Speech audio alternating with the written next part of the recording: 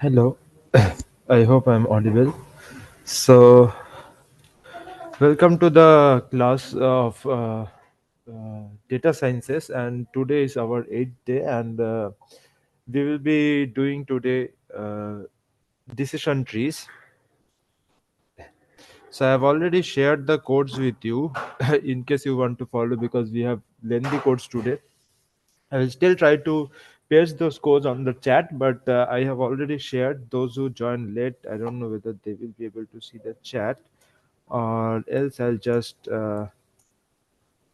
repaste that. I can just repaste the link to follow. Right. So yeah, I guess I'm audible. So let's get started. So we will be covering different topics today, and starting from what all in decision trees, how to build a decision tree. We will see what is decision tree basically, then how to analyze them, getting feature importance in the tree, and then how it is different with other machine learning methods like logistic regression, and then with a high variance model, how decision tree can manage that. Moving forward with bragging classifier, and the most famous that you have heard about or used is random forest. So that is also one decision tree. We will be seeing that, and add a boost. So let's get started with what is a decision tree. Say you want to take a decision whether to play tennis or not. Okay, and then you did outlook and check, okay, whether it's a, what about weather, it's a rainy weather or overcast or sunny. So if it is overcast, you just say yes, I will play. If it is sunny, you just check for, okay, it is sunny, but whether there is humidity or not. So if humidity is very high, probably we are not going to play, but if it is a normal, yes. And then in rain, if the wind is very strong, no. If the wind is weak, yes. So there are so taking any decision, or any particular decision that we take, we used to ask different questions to guess, come to a conclusion, right? So decision tree is something like that, is nothing but a if else statement that will help us to predict the result based on the data. And in other sense, if you see in how real life we take decision, we encounter uh different this if else statement to take the decision. So it's a supervised learning methods algorithm, and has a tree like structure. You can see tree like structure. So that was so this is a root at the top, and then leaf nodes, and it can be used for either classification or regression problems. We will be seeing that. And then you have probably known this. What is the difference of the classification and regression?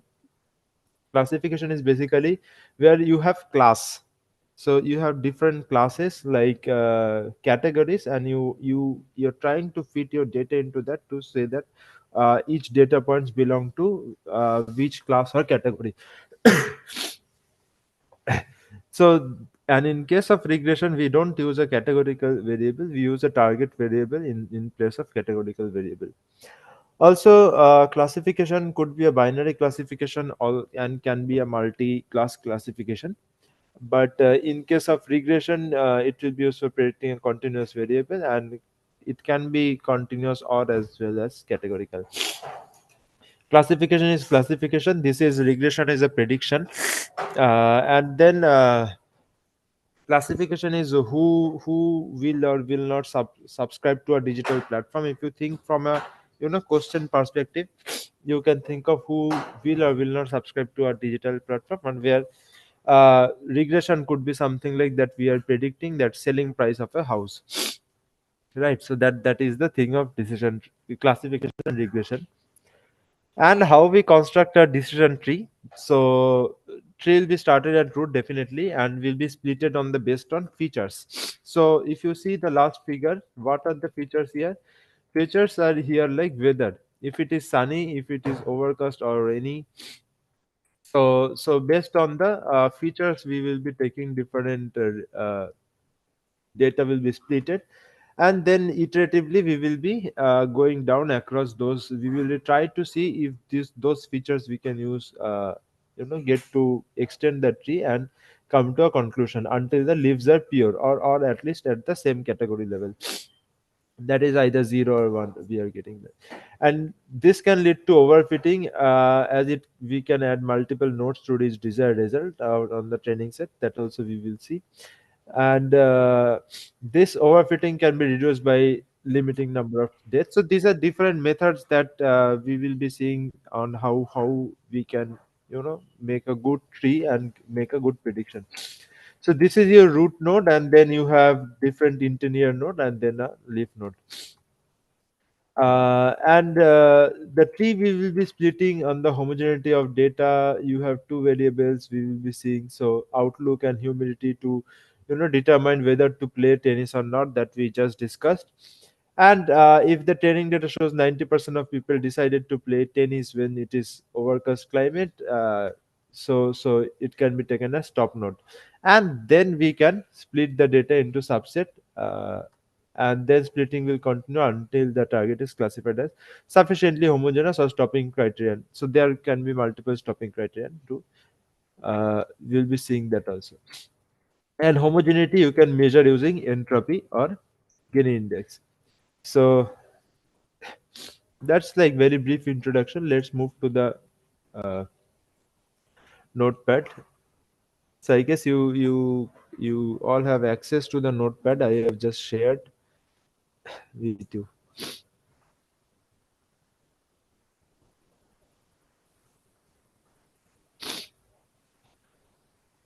So I'll I'll be pasting these things also if you are not able to see that. So first thing is we are loading different packages that has sklearn, scikit-learn. We have NumPy, we have matplotlib for plotting, pandas, and then scikit-learn model selection, right? And then we need to install mglearn also. So if you don't have, just install it. I have this, so it's saying already satisfied. And if you have, you can just import it.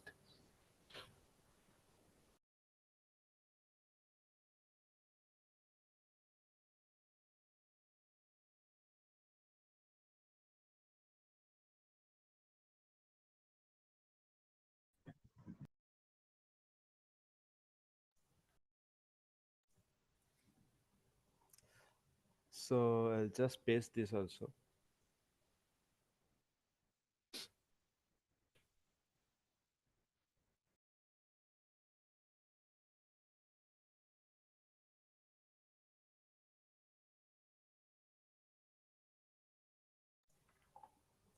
Okay, so let's move forward to see how we can make a decision tree. So, so this is a preloaded string that from GraphViz we are getting, and you can see this is a moon maker. So both of these curves look like moons, two inverted moons, right? And that how you can use decision tree to segregate them. So this is at depth 1, so you are allowed to have one segregation. If you increase the depth to 2, so you are allowed to have two segregations, and you can see it's doing a better job than the previous one. So here you have one depth, so here you have two depth and two depth, so giving you four uh, outcomes. And you can see four outcome, 1 2 3 4, and it's a comparatively better representation. If you have 9 depths and you are going to 9 depths, and then you can see it's even betterly identifying where all those data are. But sometimes that, what we saw in the slide, sometimes that can cause overfitting of the data, so that we can decide seeing different parameters that we'll be seeing later, like we have Guinea index and all are there. So we will be working today first with data of cancer data set. So whether a patient is malignant or benign. So it's a breast cancer data set that's given in the default Python. So let's load the dataset. You can use just scikit-learn load to load the dataset, and then let's see one by one what is there. So once you load the dataset and you can see the data, the data has two segments. One is features, another one is target names. So target names are binary. So let's print that as well. So target names are two, malignant and benign, and then you have features like different features. You'll be coming to see those features. So if you see the data frame, let's see the data frame. So these are the features of your cancer, that breast cancer, where you have tumor radius, tumor texture, perimeter area, a lot of parameters, and you can see all the parameters here using set maximum display that we saw, I guess, in the earlier classes. So all different parameters are given here for the tumors, right? Starting from mean area, mean smoothness, all those things. And then if you see targets are basically your binary targets of this malignant versus benign. So it's zero malignant, then one benign. So you have the values here. So this is essentially you have the data sets. So I'd like to ask you to just run this once and see the data sets how it looks like. Then we will move forward with the creating a tree and basically classifying your benign with malignant cancer types.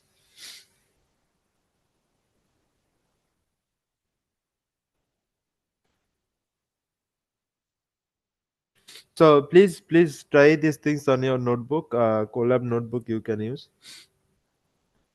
And I have also shared, if you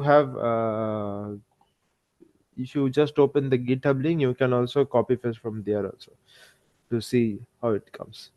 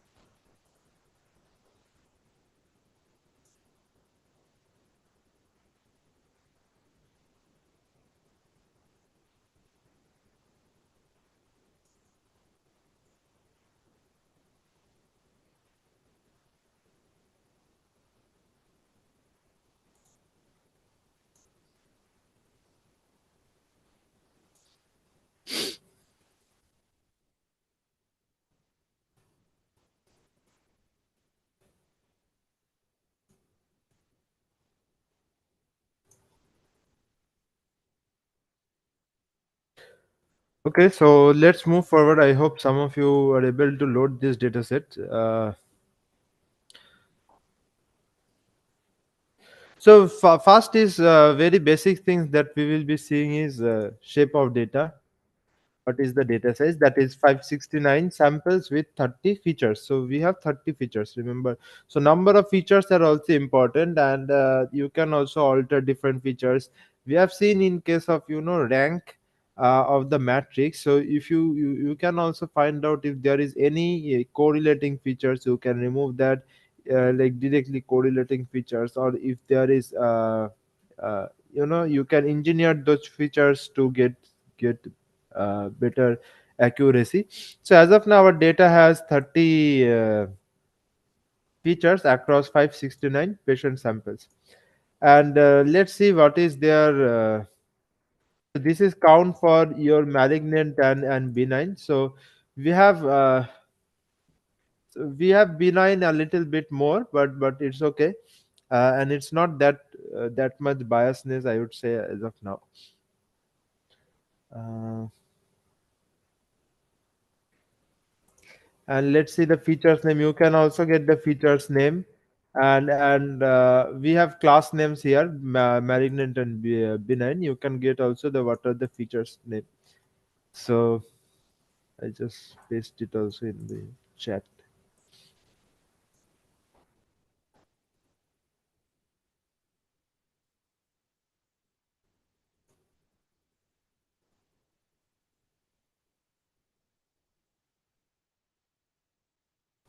Now what we are trying to do, we will be splitting the data into four sets. Okay, so X train, X test, Y train, Y test. So we have two categories. One is your features, one is your label. So we are splitting both of them randomly to get a so this is random state we are fixing so that every time we can get the same thing. And this is test size. So test size we are getting 30%, so zero point 0.3 is in the fraction. So 30% data we will be using for testing, and rest we will be using for training. So training is 70%. And then what we are stratifying here. So your X is cancer data is basically your features, whereas your Y is your cancer target is basically class, so your malignant or benign. And what you are stratifying the cancer target. You are not stratifying data, you are stratifying cancer target, that is, you stratifying malignant versus benign. So this is how we split the data into four parts. So trend test split is a very important function of your sklearn, scikit-learn, that will help you to randomly, split the data into these four categories. So if you see now, say X train, or just to len X train.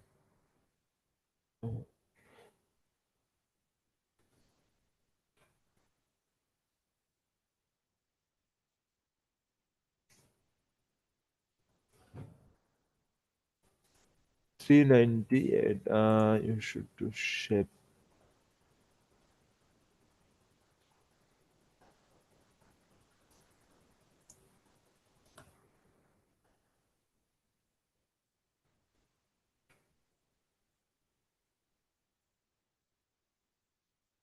'So it's 398. So how it splitted 398? So you had 569 rows, right? And the 70% of it went to trend, so randomly.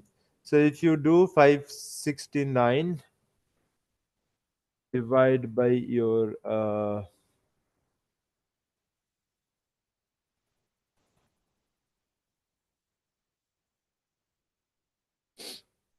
into zero point 0.7. So this is 397. So 398. So your X train has 398 data, right? And then if you do X test will be your 30%. So X test is your 171, right? 171 for 171.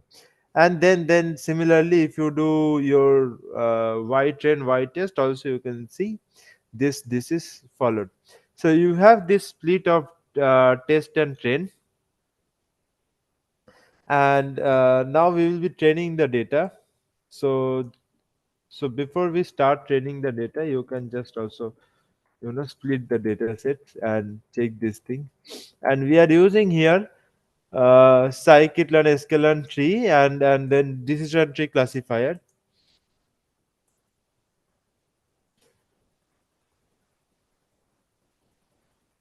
and then we are creating a tree or a classifier with just basic features of random state. It's blank, just keeping random state, and then we will be fitting. So very name fit of the data. So we'll just run this. So you can see its accuracy is 100%, and on the training set and on the test set you have 93%, right? So we are just fitting the model and getting the thing.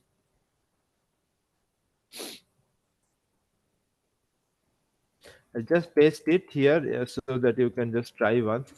Uh, what I would say you to do next is just change the test size to some 40% and again some 20%, and then check whether your accuracy on training and test are changing or not, and you can let me know. So I would just ask you to start with a less or more test data. So you start with 40% of your test data, 60% training, and then just see whether you can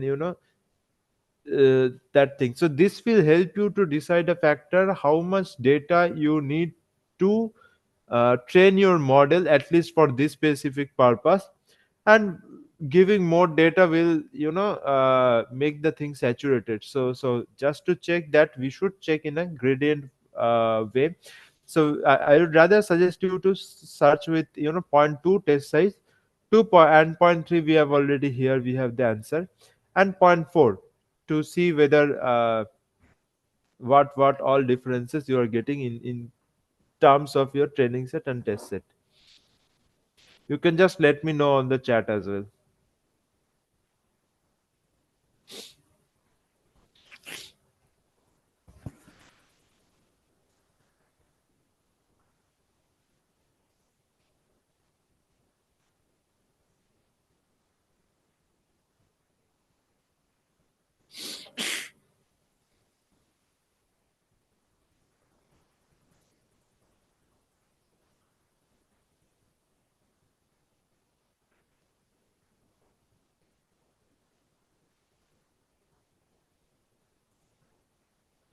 So your ex.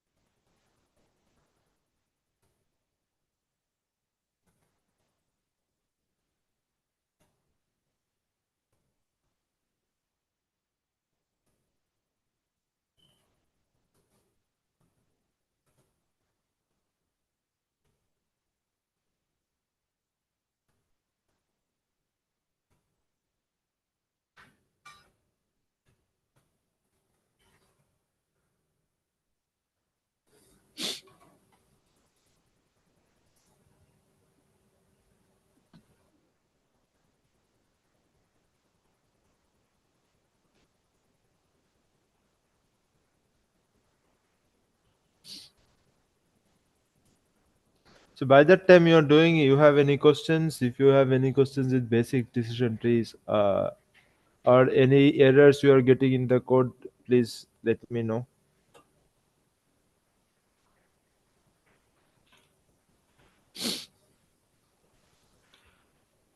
Uh, yes, I saw a raised hand.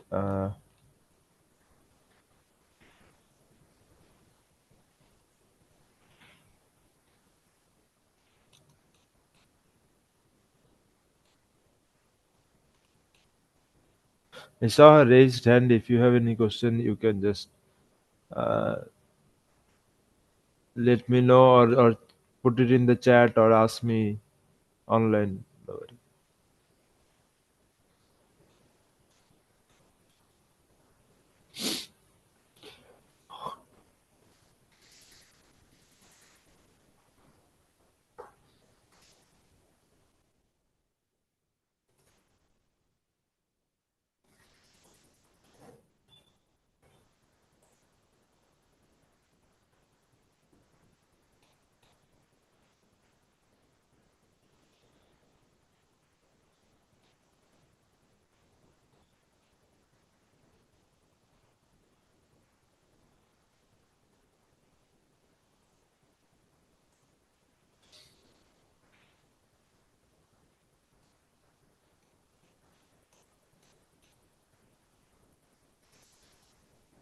Anyone is done with 20% or 40%?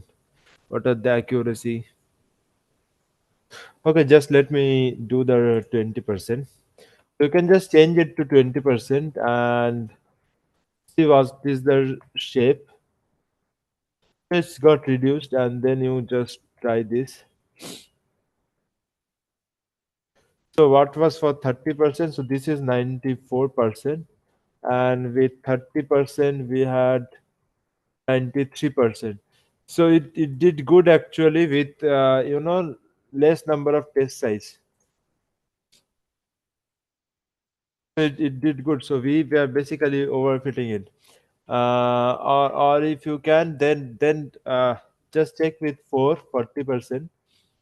That will be interesting to see. See, it's again going to 94. So your 30% is not a good way to training it. And then you can also do some 10% and see how it goes. 96. So once you are giving more number of training data sets, it's doing well, it's understanding more the data, but not always that's the case. But here it's doing well and giving you 96.5 accuracy. That's also we have seen when we move forward from 30% to 40%, that is test, and we reduced actually training set. And then we saw that there is accuracy more accurate. So not always the case that if you increase the more number of training you will get a good accuracy. Right, but here in this case your 1% is doing well. You can try with zero point 0.5, that is only 5% of sample you will be testing on. So it's similar, right? Okay, so this is the training and test split, and we feed the thing. So what it actually does, I've already shown you this figure. So there is a root node, and which is taking multiple decision on the based on the feature values that you have, and then there are some leaf nodes. Now, how you know where to stop? What are the leaf nodes? Okay, so there we actually impose certain stopping criteria. So what are the stopping criterion and how that can affect this tree or tree development? Number one is maximum depth of the tree. So here the depth you have one level, two level, right? And then two, three. So maximum is your three. So maximum depth you can define, and ask tree to not grow more than that. That is very basic and fast stopping criteria to excluding overfitting or any other kind of negative effect to the tree. Second thing is minimum sample split. You can ask what is the node split that you are expecting from it. So here you can see it's spent to one, two, and then again splitting. So that also you can consider, and then also you can uh, put a cutoff on minimum sample leaf, how many samples you leave. Maximum leaf node, you can give a maximum leaf node. So here maximum leaf node is 6. You can change that or give a cutoff like that, and then minimum impurity decrease, like node will be split only given a fractional value. So we will be seeing all those stopping criteria. So lastly we defined a tree, like if you remember here, tree 0 0 3, with just a random state, nothing other function. So random state, I mentioned earlier that random state is your state that keep when you're randomizing, it will keep it every time you will get the same results for same state. So we are keeping same random state, but we are putting stopping criteria is maximum depth 5. So I guess I ran it with 3. I'll just run it again. And remember, we have accuracy is 93% on your test. So we are again retraining the model on the data we had with a new model that has a maximum depth of 5. So see, both of your accuracy went down, right? So both of your accuracy went down, and then this is 94. So this went up actually. So test data set went up and this is went down. So test data set for your 93 and now you have 94. So that is actually happening, doing good on your test data set, or but slightly lesser in the training data set. So next thing I will suggest you to do is, can you do it for multiple max depth, like starting from just for checking purpose, starting from 0 to 10, not 0, start from 2 to 10, and give an interval of 2, so 2, 4, 6, 8, 10, and all the results. If you can do that, that will be nice. You can see what is the optimum results for uh, this model, actually, this data set and this model.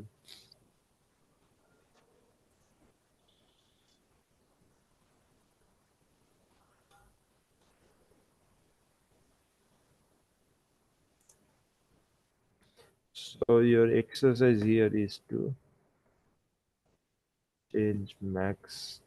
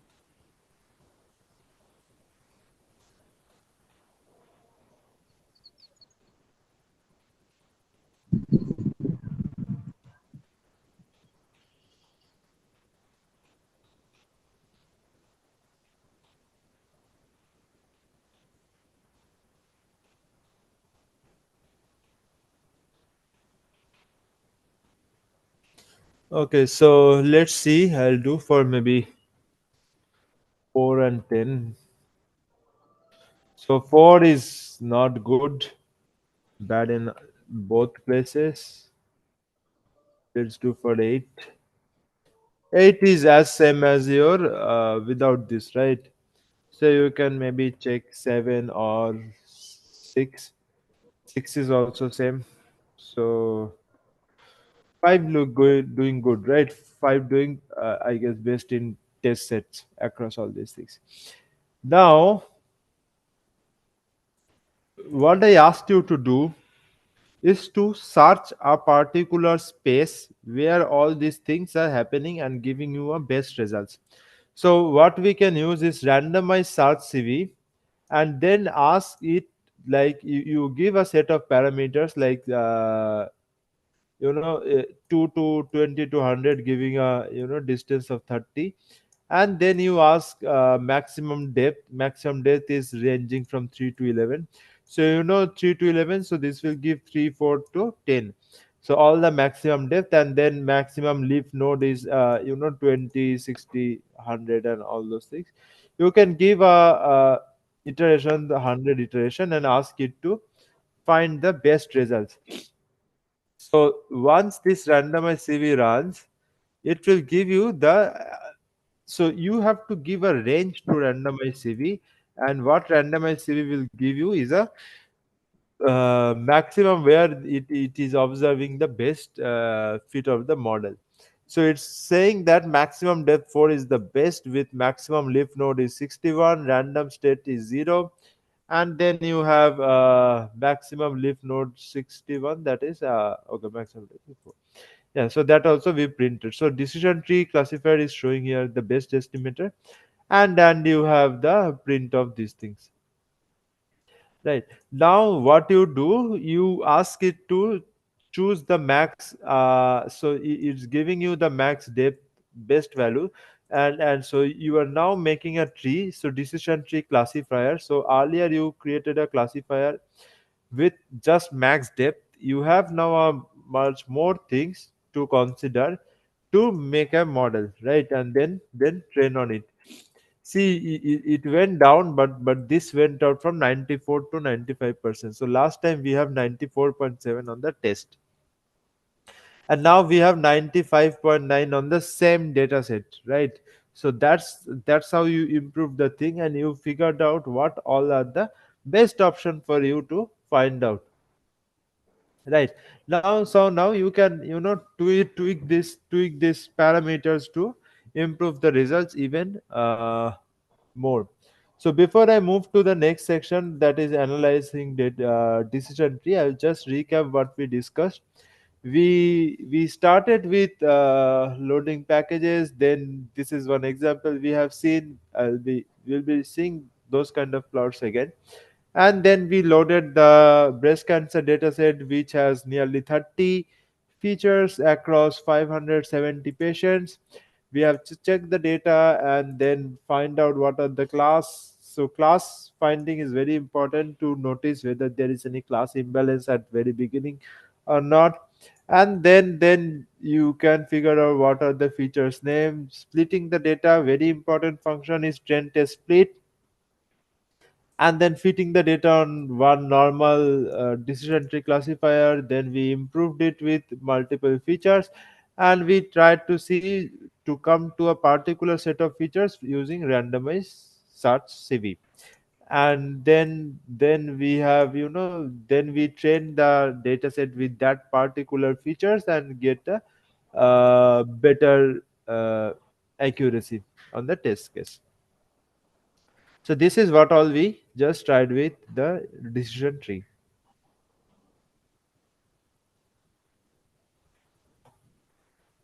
I'll just give you 2 minutes to just run these things, and then we will move forward to see how we can analyze these trees and uh, see how actually other trees are.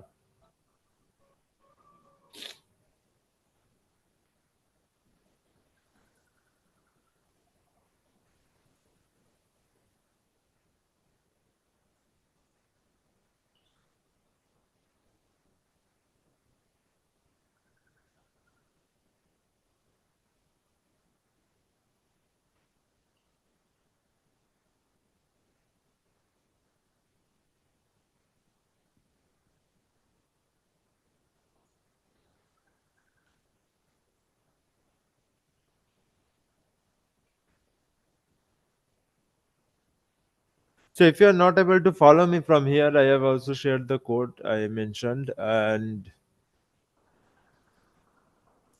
let's see how we can analyze this tree. So we are importing graph views, and so this is, we are setting up the graph fees, and then we will get a tree. So what we have seen, we have we have given a cutoff of how many max depth I guess is 4. So it's 1, 2, 3, 4. So you have only 4 level. If you are giving max depth 5, it can go up to 5 levels. And then you can see how it is splitting. So there are certain things like your watts radius is the important features. We will see, we will again come back to see what are the most important feature. But here you can see from there, the watts radius is one of the important thing. So if it is less than 16.79, and then you have multiple values range, and then class is benign, so it's a true or false. Then moving forward to another features, like if it is true, then you can use words concave points that is less than 163, because this is associated with a 398 samples. Okay, so most of the samples, then this is associated with 265 samples, that is and then 133 is the sum, like division of the division of the 398, right? And then you have worst concave point. Again, on the basis of worst concave point, you can split it. You have area error, and then these are the different features. So these are the different features that is helping you to figure out whether the cancer is, you know, malignant or benign. Okay. So so this is how you can visualize the tree. So I'll paste this as well on the chat. So you should see how it is changing. So um,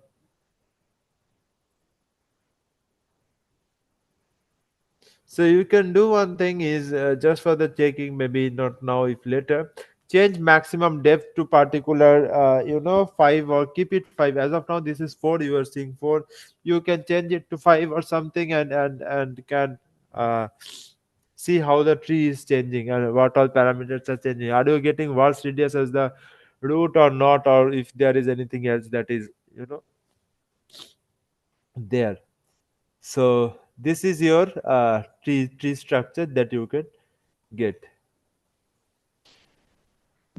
Now, very important thing that comes next to this is, what is the feature importance, right?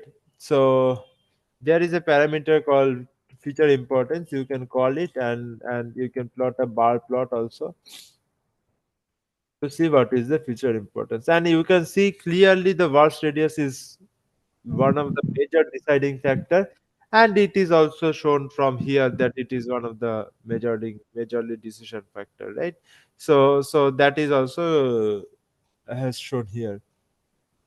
So this is, you can rank your features, and you can determine what is the, decisive factor across all these features that you have. So recently we tried two things. I'll just recap.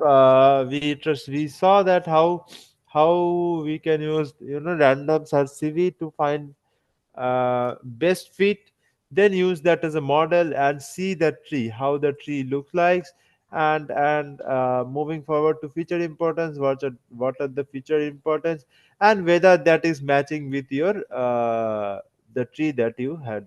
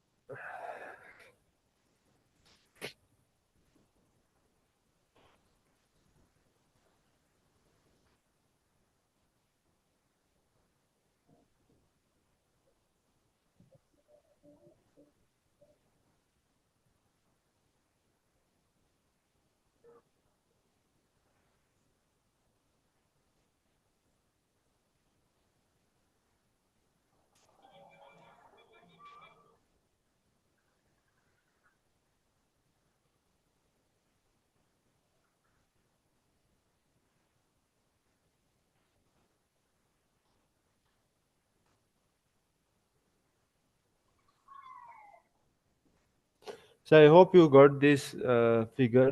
I'll wait for another minute before we move forward to evolution metrics, different evolution metrics.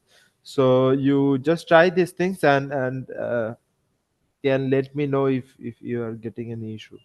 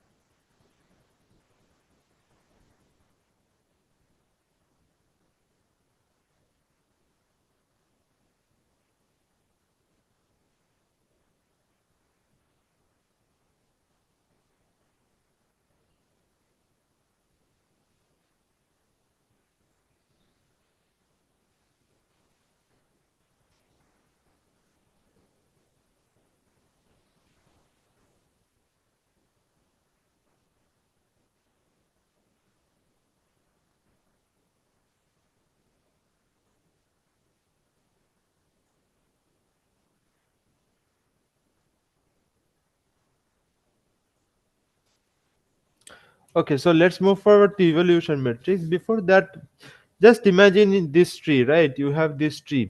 Now, for every tree, there is, we call impurities. There is some initial impurity. What is an impurity? Impurity is when a tree or a node, particular node, is taking a decision. It's not always takes the correct decision, right? So what is the amount of data that it is misclassifying?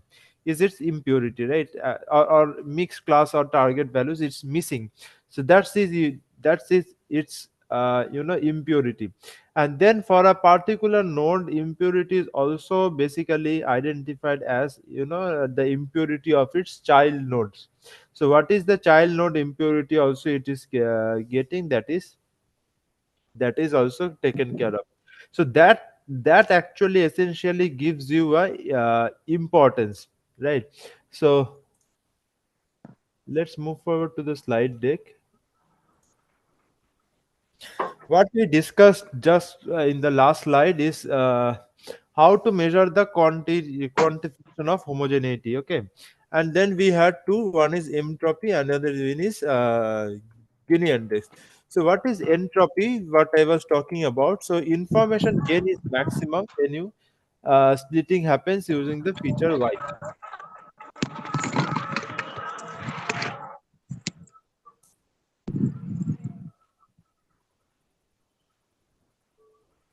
Right. So when this is happening, and so the root node is best suited for feature, and so basically you will get a lot of, so it's aggregate. So if node having a basic impurity, and how, what are the impurities of its child nodes have while splitting the data, and then on that basis we get the information gain or entropy. Entropy is basically, I just showing you what is the rate of so randomness. Entropy is basically randomness, right? So what is the randomly it's getting a false result. So that is the thing your information give is giving. And Gini index, on the other hand, is basically a probabilistic method that identify what are the misclassifying in a randomly chosen sample. So Gini index is the metric that shows how often a randomly chosen matrix is misclassified or misidentified. So it means an attribute with lower Gini index is preferred. Also, a attribute with higher information gain is preferred. So these are two methods that is useful to show whether a node is important or not. It, we actually use that to show you whether the importance of the node. Now, what is the advantage of your decision tree? Like it is easy and fast to construct a decision tree. Interpretation is easy. For the smaller tree, you can get to know what all differences are there, how it's getting segregated. Then accuracy is comparatively higher than other classification techniques for data sets. So if you see any day, any most of the cases, your best accuracy will coming from random tree, a random forest. So random forest is one of the things that we will be covering last later today. So so accuracy is better than other methods, and then the important features, it select the important features. It has a different metrics. It get Gini index, it gets importance, and then calculate the important features, and ignores the non-important features. But does come with certain limitations, like uh, I guess disadvantage. Okay, what is the disadvantage? I guess it's I misprinted here. So disadvantage here is basically it tend to overfit also sometimes, and can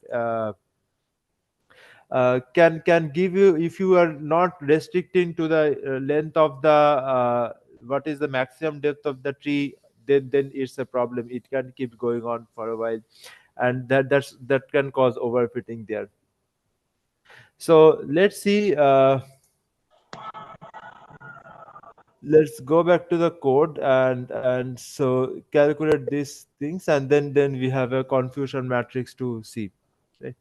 So you can create this confusion matrix. Just run this.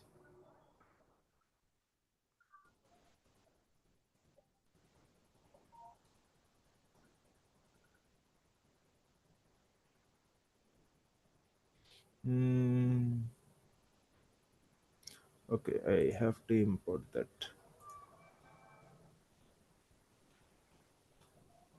So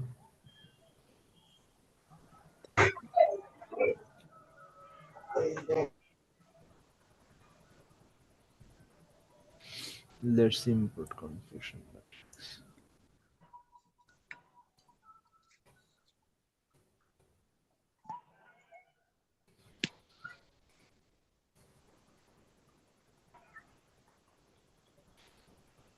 So you can import from here also.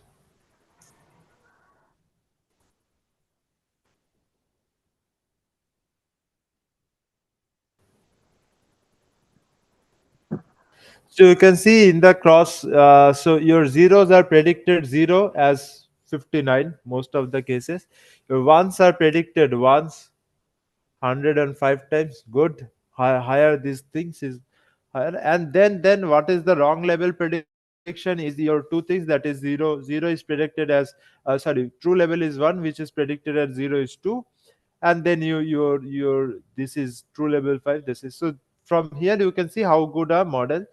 Yes, so this is the your confusion matrix. And then you have ROC curve. So ROC curve is also good, which is just touching one from like point 0.2 onwards. So false positive rates are very less. So it's actually between true positive rate and false positive rate, and it is good if it is touching one. So so you can see this is doing good. This decision tree is doing good as of now, and we will be seeing how other stuffs can be fitted here, and uh, how we can improve this also, whether this is getting improved at all or not. So just try to plot these two things.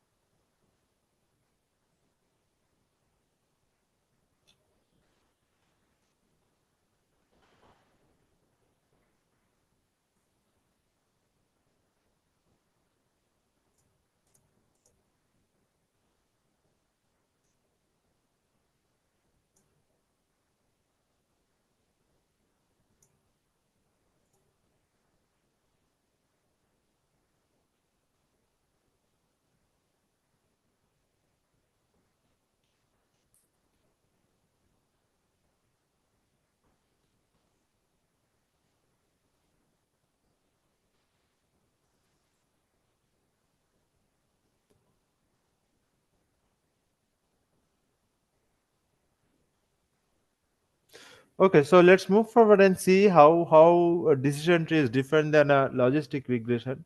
Simple example: if you have two classes, this is how a logistic regression will, you know, differentiate them, and how a decision tree is going to differentiate them.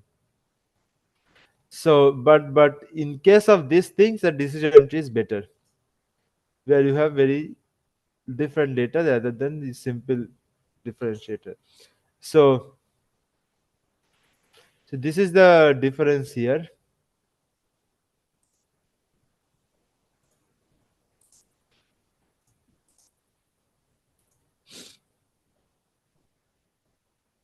So let's move forward. Let's skip this high variance model. We will be moving to bagging classifier. If we have time later, we will be coming back to high variance model. Okay. So coming to the bagging classifier is the next thing that we will be talking about. So what is the bagging classifier doing here? So imagine you have a data set. Okay. So then you bootstrap the data sets. You generate similar data set, just randomizing the rows and columns, and get the different data sets. Then you generate multiple trees out of those different data sets, and you try to feature a particular sample with whether it's 1 or 0 or belong to which class, and the majority wins basically. So it is not you are using only one original data set and predicting the class, but you are using multiple data sets. You are bootstrapping to generate multiple data sets, and then from those multiple data sets you are generating multiple trees, And then from those multiple trees you are predicting what a sample it is, which class it belongs to, and then you decide the class, right? So, but the back trees have low variance, trees have high variance and low bias. Note that we lost the interpretability advantage of decision tree. So let's see how we can use this. So we are importing bagging classifier, and then we are giving as of now max def 2. We are giving estimator. So estimator is basically how many data sets you are going to generate. So we will want to generate 100. Then we have our best choice model that we got earlier. Same model we are using, max def max lift node from the random search cv. R&D search cv is random search cv. And then we are using this base model. So this is the model, is a decision tree model, and then that decision tree model we are using inside bagging classifier, saying that you generate hundreds using 100 decision tree using bagging classifier, and then you don't do just fit, you do bagging fit to get the data. So this is how we do bagging classifier. Okay, so it is done running. Just because we are giving max depth 2 here, you can give 4 or something. That might take some more time. Let's see with 4. Okay, so I'll paste it in the chat also. And then let's see what is the your accuracy. Yeah, accuracy is 96.5. This is like good enough, I guess, better than the previous one what we had there, or previously also we had 96.5. I forget, if you remember, just let me know. uh I guess we were here. So this is 95.9 that we get from random search CV best result. Okay. So bagging search with basic results is doing better than our best results from the single tree. So what we did, we created 100 trees with maximum depth 4, and then just generated the result, and it's 96.5. So you are getting nearly 50 like 0.5% accuracy, right? So I would ask you to do it with max depth, maximum depth as 2 and 6 again, to figure out whether this is changing or not.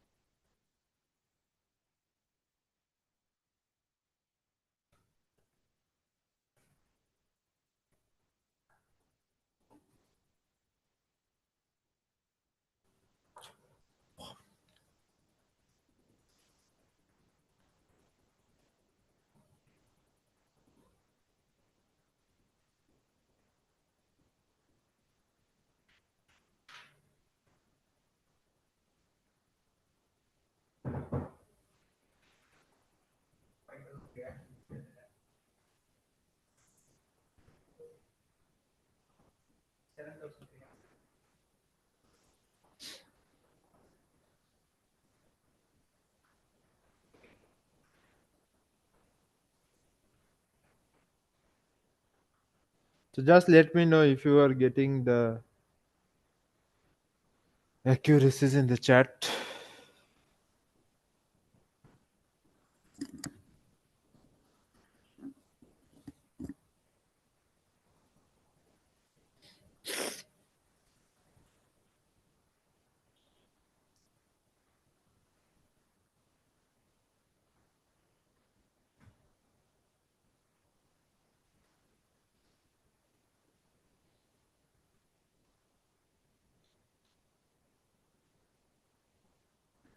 Let me do as well.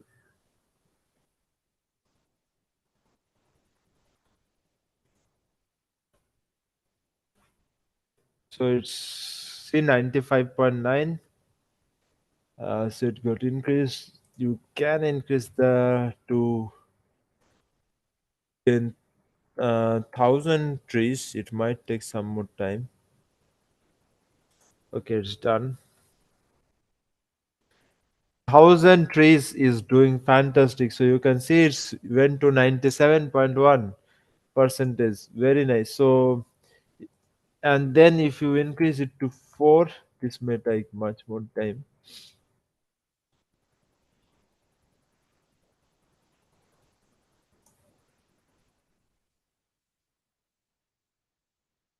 So it again went down, right?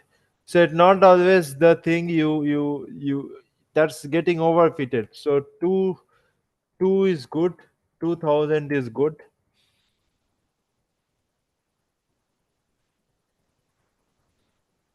That's giving 97 last time.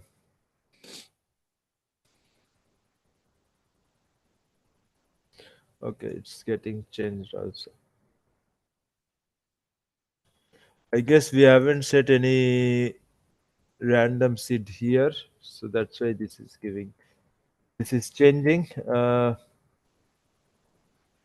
it's okay. It's doing better with 1,000 than your 100 trees, right? And you can also plot AU ROC curve. Similarly, it's saturating at 1, looks good, and then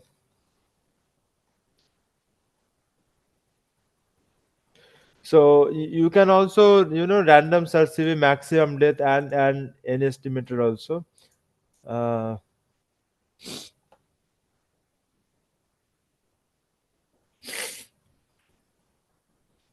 I just paste the code for ROC curve.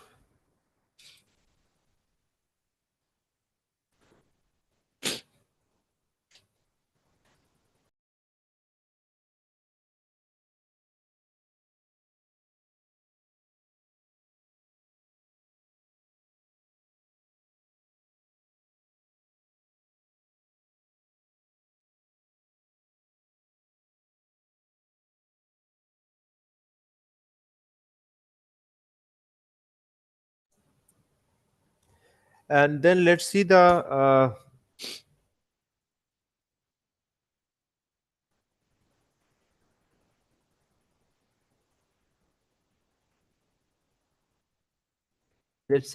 trees.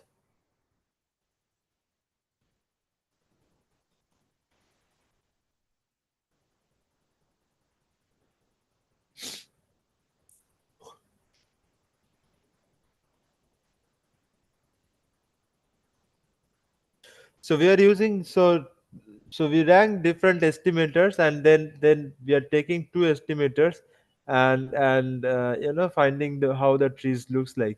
So see, you are here we have the main thing is worst concave point.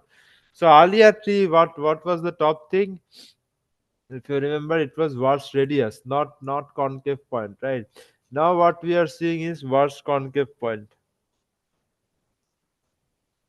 Worst concave point, and as we set the length as a 4, so it's getting 4. It's getting 4 layers. So there are more you can ask it to show also. This is 2 layers. So this is depth is 2, 1, 2. 2 second depth only it will show you.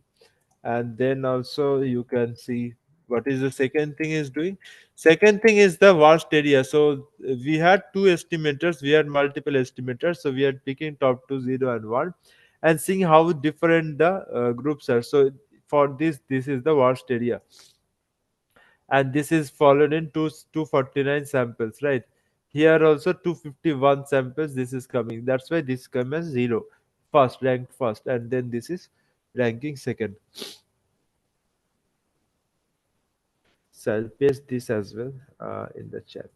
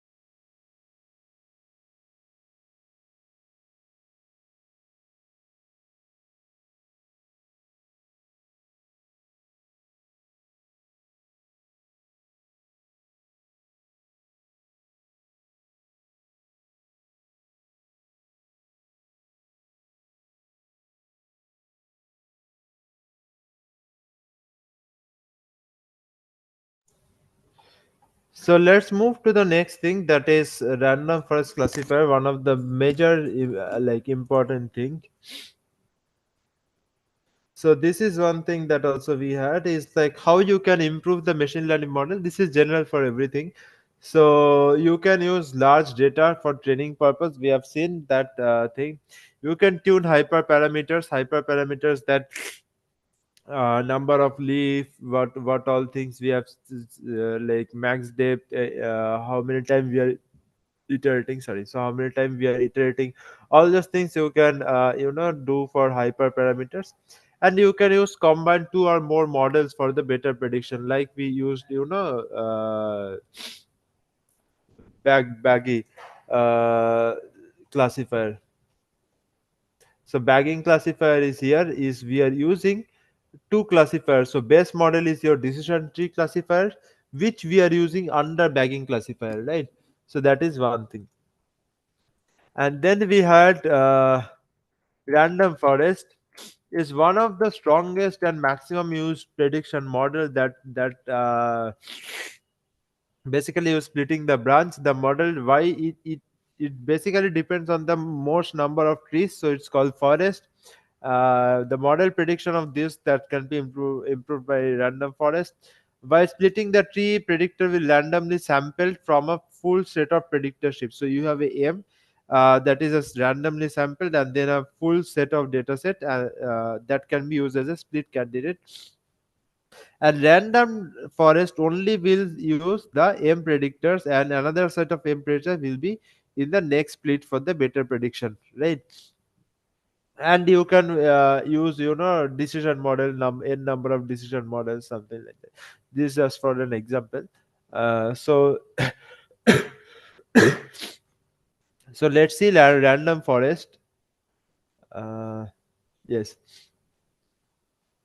So how it is different from your bagging classifier? So what bagging classifier does, it has the original data, it's bootstrapping to generate multiple data. From the bootstrap data, what you can get, you generate multiple trees, and then you predict across the data sets, across the samples, across the trees to get the best answer, and that's your class identification. What random forest does, it actually does take the original dataset, bootstrap the dataset, then picked up the features that is defined as M in the slide, and then generate multiple trees based on those, and then so this is more modified version. Typically, the random forest or random feature. That's why it's called random forest, because we are picking up random features. M that is chosen as every split and the square root of the total number of features, that is p. So the hence average strong predictor will not be considered p minus m by p split. So the bagging is special case of the random forest classifier. If your m equal to p, that is your uh, bagging classifier, right? So let's import random classifier, random forest classifier, and we set the hyperparameter max def 5, n estimator 100. You can use maximizing feature rate square root, and then you can have this model generated random forest fit. So your model is RF, and then you have RF fit, that is your fitting the data, and let's see what is the same data we are using, and it's giving 95.9. So nearly similar results we are getting. So you, if you train our multiple data set, we will be seeing with another data set soon. So you can see how that is changing. This is just to have a flavor of what is random forest and what it is not. So this is random forest and accuracy. You can have the AU curve, and you can use graph phase to see what are the forest, what is the first one and second one. So now you are getting some feature like radius error at the top feature. You have mean parameter as a second top feature. So this is 251, this is 253. So more samples are into it. So that's why this is 0 and 1 2 ranked as a feature. So these are the same things that we just did for bagging and other machine learning methods.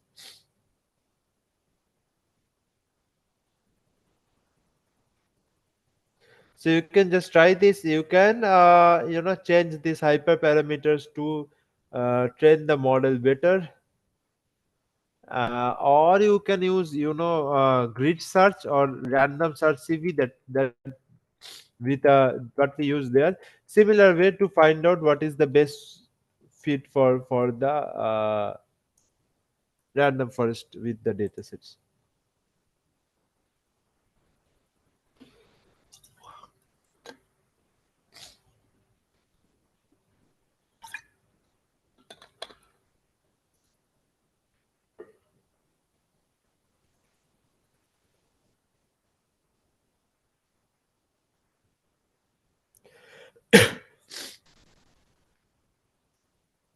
Please try random forest. This is one of the important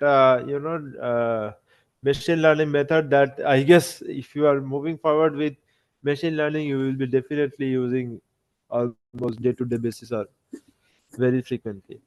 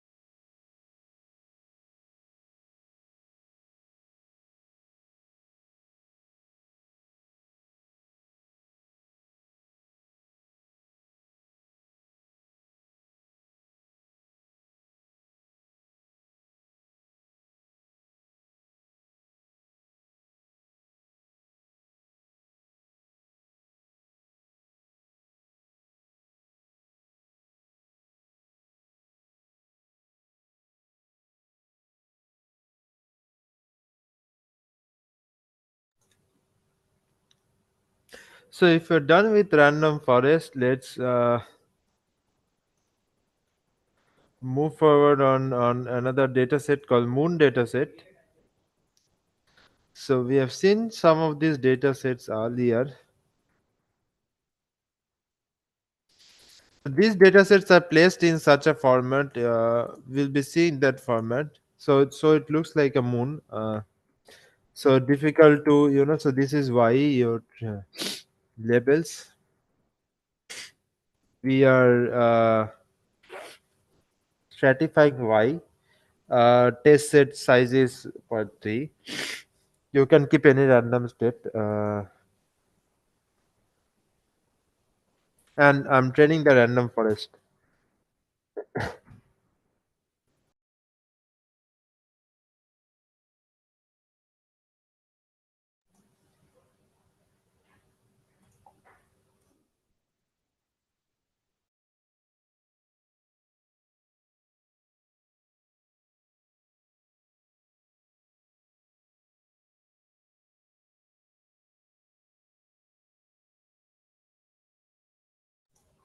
So I'll share this with you.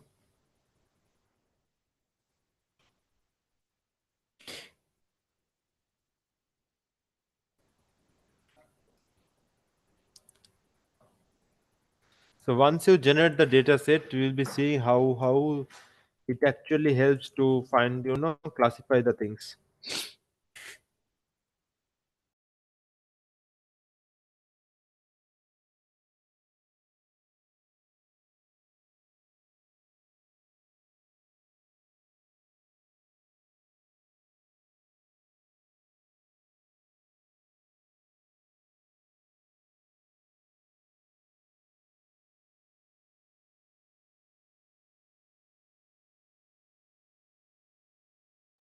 So please run these things, and then you can see this kind of plots.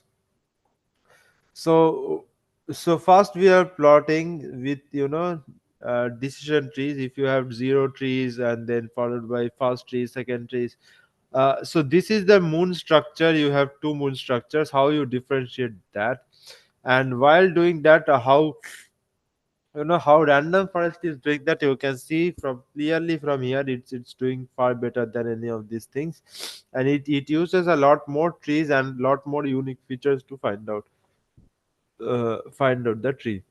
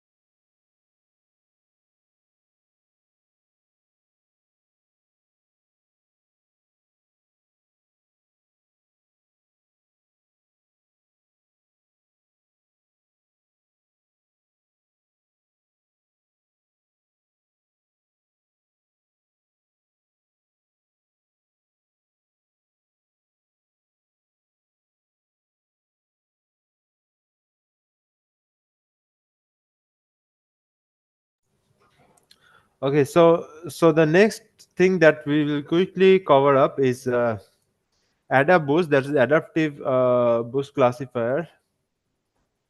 Let's see how does. So these are different classifiers. Tree based classifier, all are tree based classifier.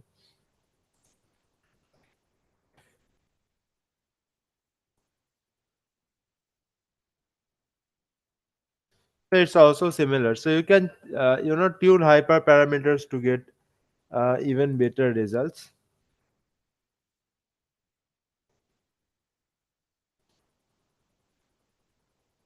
and get the plots also.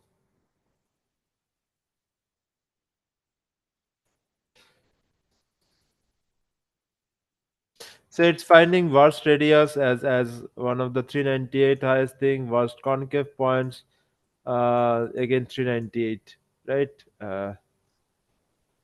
So this is another adaptive classifier.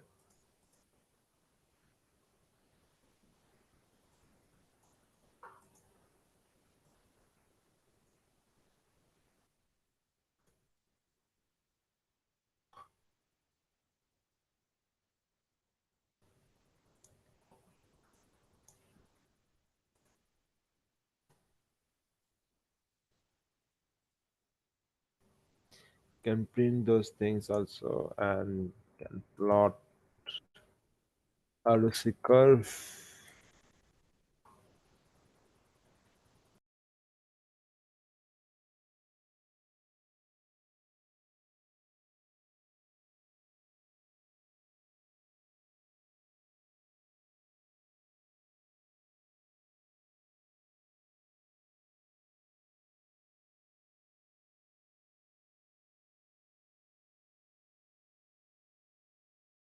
This is the basic error boost on the data set we had, and then we will try it on the moon dataset at the end.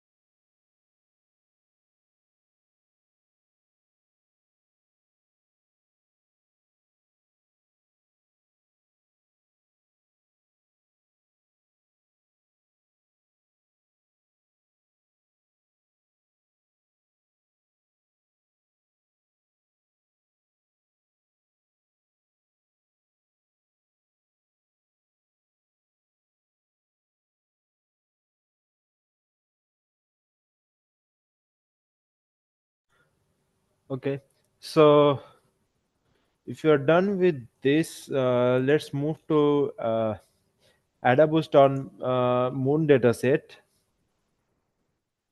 and see how it fits. So we'll be using basic thing and starting it.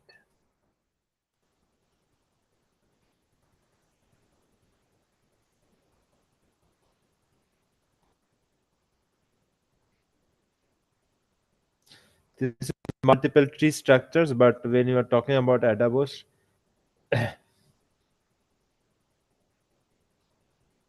so it's doing better than normal trees. So that is the point here. These are the very basics of the all the methods that we just discussed, but it comes with a lot of other hyperparameters. So I'll just wait for you to run this, maybe for a couple of other minutes.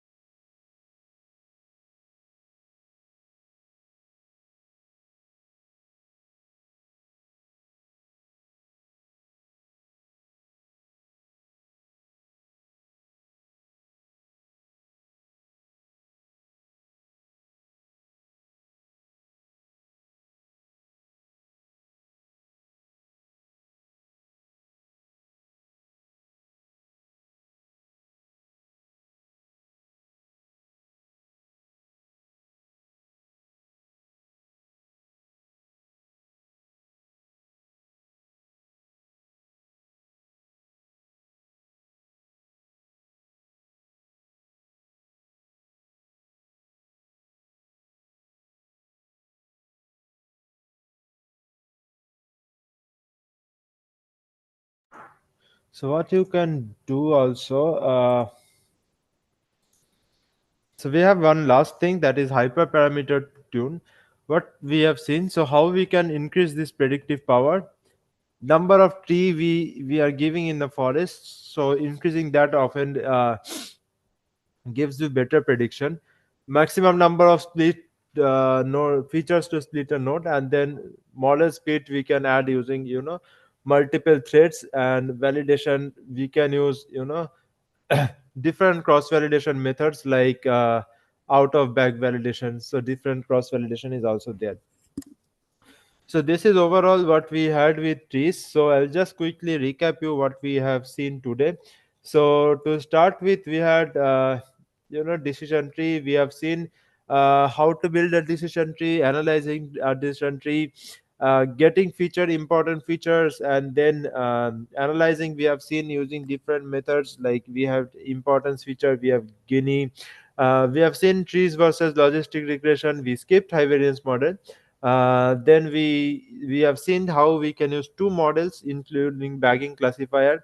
We have seen random forest classifier, how it is differentiating something complex like a moon structure, and then adaptive boosting. So trees are there, decision tree, how we construct, gain index, entropy information, advantage, disadvantage. We have how we can improve this machine learning model, and random forest. So this is overall the thing that I wanted to discuss today.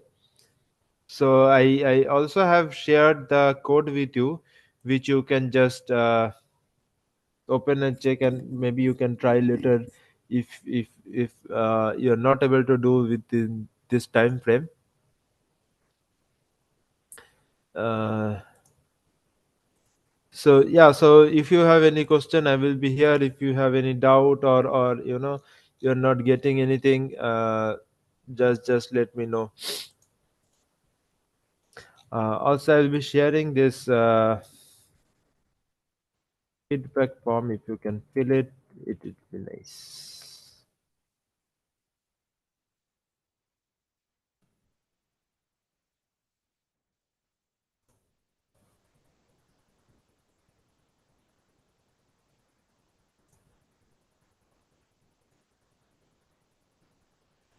So for who all came late, probably I'll just give again the link for the GitHub, so that you can just go and run these comments to get the idea.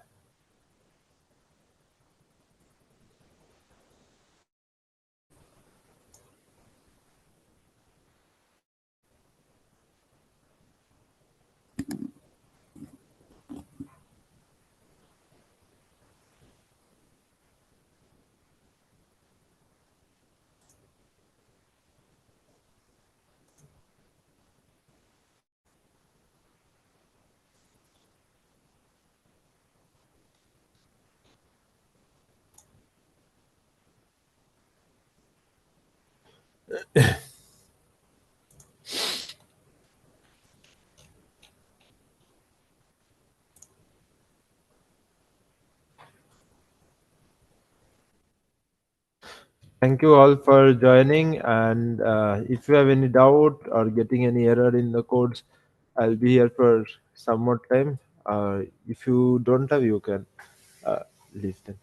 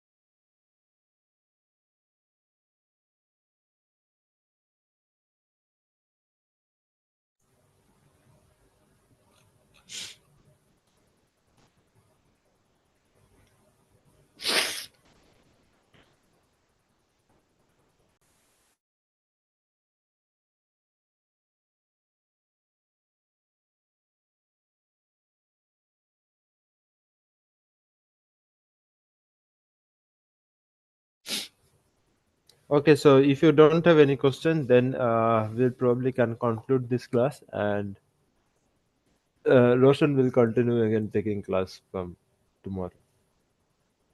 Thank you all. Thank you for joining.